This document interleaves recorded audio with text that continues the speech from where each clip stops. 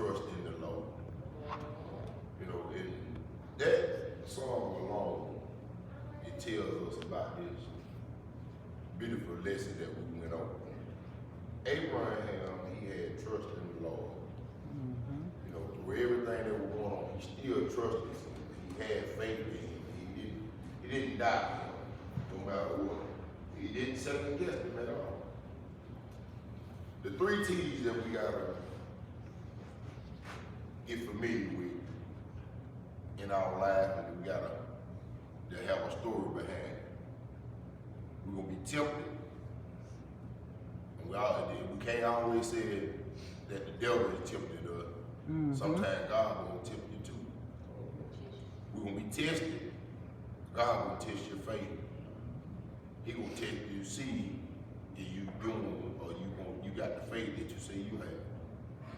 In order to be tempted and tested, you will have a testimony. So you have to go through all that just to get a testimony. So if you ain't never been tried, tested, or nothing, where you gonna get a testimony for? You ain't never been through something. Amen. So you gotta go through something to get somewhere. So Abraham, he had to go through something. And he seen, you know, through it all he went through, he had faith in God provided. You know, when God called him, he said, "Here am I." God calling us today. How many of us say, "Here am I"? God wants us, he tested our faith every day.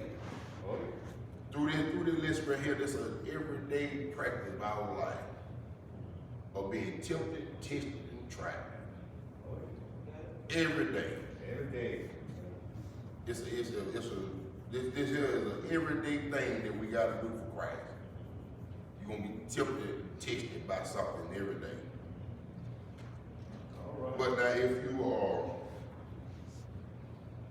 if you're tempted, you know, it seems like Satan, he trying to build a wall between you and God to bring you down.